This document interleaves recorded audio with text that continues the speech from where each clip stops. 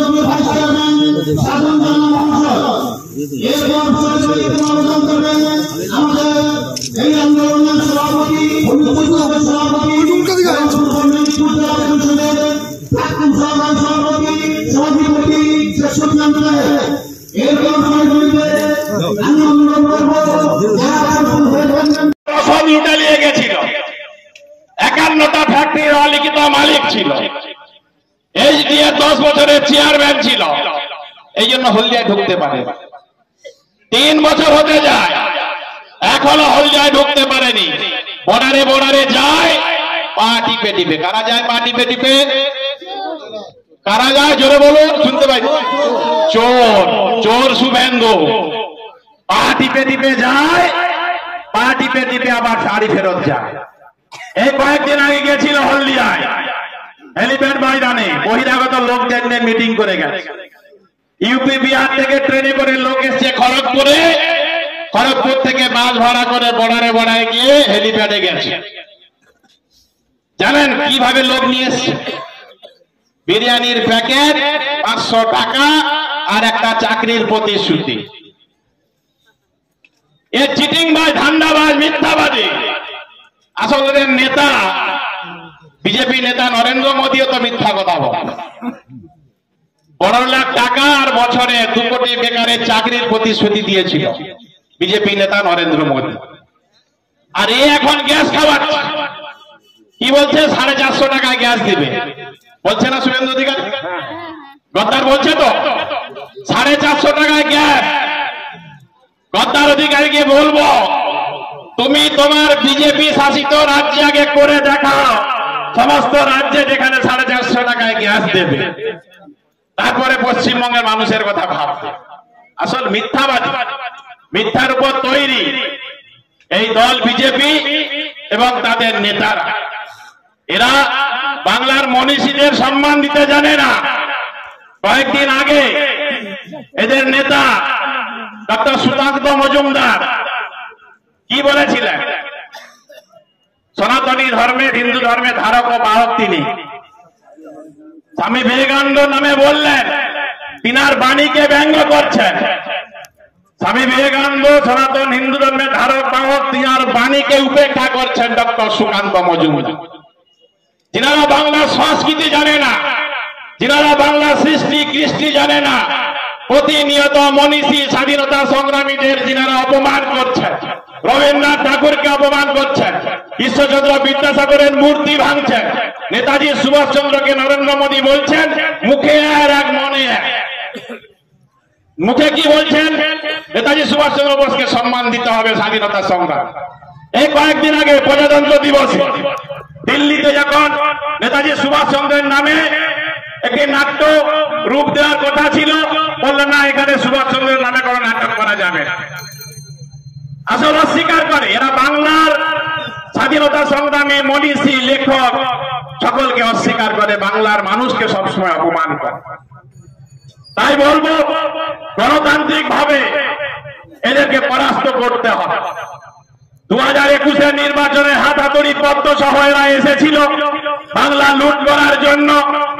বাংলার মানুষ বসে একটা থাপ্পড় দিয়েছে গণতান্ত্রিক ভাবে, আর একটা গাল বাকি ছিল সম্প্রতি পঞ্চায়েত নির্বাচনে, আর একটা গালে কষে থাপ্পড় দিয়েছে গণতান্ত্রিক ভাবে।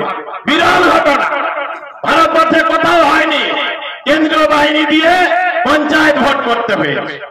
এই গদ্দার অধিকারী সারাদিন হাইকোর্টের দরবারে পড়েছিল কেন্দ্রীয় বাহিনী দিতে হবে, কেন্দ্রীয় বাহিনী দিতে হবে, নাহলে ভোট লুট হয় পশ্চিমবঙ্গ। বিজেপির একাংশের প্ররোচনায় প্রভাবিত করে হাইকোর্ট থেকে রায় বার করে বিভিন্ন দিক থেকে করে কেন্দ্রীয় বাহিনী নিয়ে ভোট হলো। কি লাভ হলো? কেন্দ্রীয় বাহিনী ভোট করলো, জিতলাম আমরা। আর এই কেন্দ্রীয় বাহিনী যারা বিএসএফ, যাদের বর্ডারে থাকার কথা, যাদের দেশ রক্ষা করার কথা, চীনে অরুণাচল থেকে বিএসএফ তুলে নিয়ে এখানে পঞ্চায়েত ভোটে স্কুল গার্ড দিচ্ছে, আর ওখানে অরুণাচল প্রদেশ আমাদের দেশকে খেয়ে নিচ্ছে আস্তে আস্তে করে। কাশ্মীর থেকে বিএসএফ তুলে নিয়ে এখানে স্কুলে খাল পারে বিএসএফ কে বসিয়ে রাখছে, আর ওখানে কাশ্মীর দখল করছে পাকিস্তান। তাহলে আসল গদ্দার কে? যারা দেশ রক্ষার নামে, মোদী টিকানোর নামে BSF, border security force, CRPF সমস্ত কেন্দ্রীয় ফোর্সকে ভোটের কাজে লাগায় গদি টিকানোর জন্য, তারাই হচ্ছে আমাদের দেশের আসল গদ্দার। আর সেই গদ্দারের ছোট ছেলে আমাদের বাংলায় আছে, সব থেকে বড় গদ্দার শুভেন্দু অধিকারী, সব থেকে বড় গদ্দার।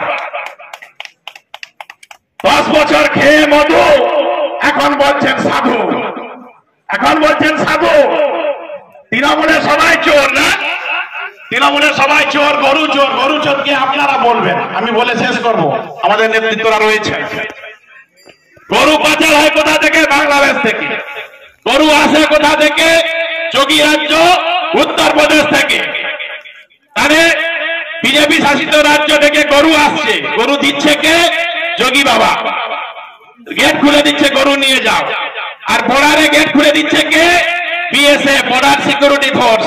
তার আন্ডারে থাকে কেন্দ্রীয় স্বরাষ্ট্র মন্ত্রক, মন্ত্রীকে স্বরাষ্ট্রমন্ত্রী অমিত শাহ, বিজেপি নেতা।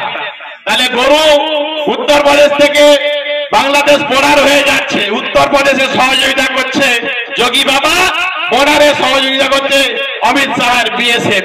গরু চোর তাহলে কে? গরু চোর কে? বিজেপি নেতা অমিত শাহ। প্রমাণিত। এরা প্রতিহিংসা পরাধা রাজনীতি করছে। দেখলেন তো সন্দেশখালী জেগে উঠেছে। প্রতিহিংসা পরাধা রাজনীতি করলে কেউ রেয়াত পাবে না। আমরা সমর্থন করি না যে সিবিআই ইডি অ্যাটাক হোক, কিন্তু প্রতিহিংসা পরাধা রাজনীতি তৎকালীন ইংরেজ সরকাররা করেছিল।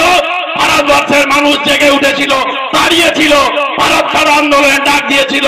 আর আজকে সন্দেশখালী বাংলা ছাড়ো ডাক দিয়েছে। যারা প্রতিহিংসা পরাধা রাজনীতি করবে একই হালত হবে। আমরা সমর্থন করি না মিডিয়ার উপর আক্রমণ, কিন্তু চেটুয়াল মিডিয়াদের বলবো, যে শপথ নিয়ে আপনারা কাজ শুরু করেছেন, নিরপেক্ষতা বজায় রেখে কাজ করুন, সম্মান পাবেন, কেউ আপনাদের উপর আঘাত হানবে না। কিন্তু আপনারা যদি বিজেপির দালালি করেন, নিরপেক্ষতা অর্জন না করেন, তাহলে কিন্তু জানি না মানুষ আপনাদের সম্বন্ধে কি ধারণা রাখে, আপনারা বুঝতে পারছেন। সন্দেশখালী জেগে উঠেছে। কি লাভ? সিবিআইডির কাজ কি? সাকসেস রেট, সাফল্যের হার কত? 1% কম। সিবিআইডি যদি 100টা মামলা করে, ভুল ভবিষ্যতে একটা মামলা জেতে, 99টা মিথ্যা মামলা। মানুষ জাগবে না? প্রতিদিন সকালে উঠে তৃণমূল কংগ্রেসের দরজাটা মনে পড়ে সিবিআইডি, একটাও কংগ্রেস, একটাও বিজেপি, একটাও সিপিএম এর ঘরের দরজা মনে পড়ে না। যা উত্তর তাই দিয়ে দিচ্ছে বাংলার মানুষ। অপেক্ষা করুন, দুটো গালে দুটো গণতান্ত্রিক ভাবে থাপ্পড় খেয়েছে, আর একটা থাপ্পড় বাকি আছে, কিন্তু জায়গা নেই, জায়গা নেই গালে। আর লাস্ট থাপ্পড়টা 2024 সালে পড়বে, মাথায় চাটি মেরে দিল্লির গদি থেকে সাম্প্রদায়িক শক্তি বিজেপিকে উৎখাত করে আমার আপনার নেত্রী মমতা বন্দ্যোপাধ্যায়কে দিল্লির গদিতে আমরা বসাবো। আজকের এই স্মরণ সভায় এই শপথ আমরা নেব।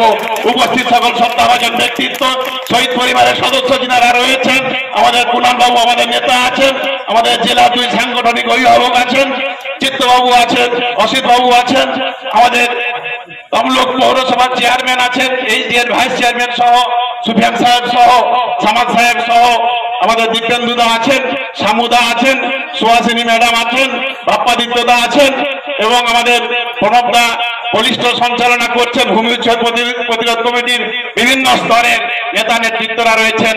সর্বোপরি আপনারা যারা লড়াই করে নন্দীগ্রামের মাটিটাকে টিকিয়ে রেখেছেন, আপনাদের চোখ কান খোলা রাখতে হবে।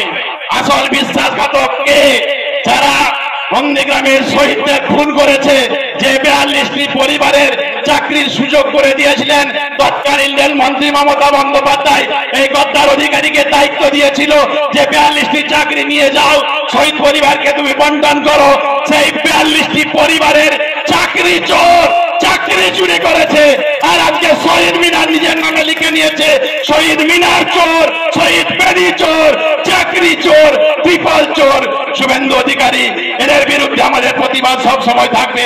যে হার মাত্রায় শুভেন্দু অধিকারী কোলে বসে আছে, তাদের বিরুদ্ধে আন্দোলন সংগঠিত করতে হবে। 2024 সালে তমলুক সাংগঠনিক জেলা থেকে আমাদের নন্দীগ্রাম বিধানসভা সর্বাধিক ভোটে গণতান্ত্রিক ভাবে লিড দিয়ে দেখিয়ে দিতে হবে গদ্দারের জায়গা, বেঈমানের জায়গা নন্দীগ্রামে কোনোদিন ছিল না, থাকবে না। আপনারা ভালো থাকবেন, সুস্থ থাকবেন।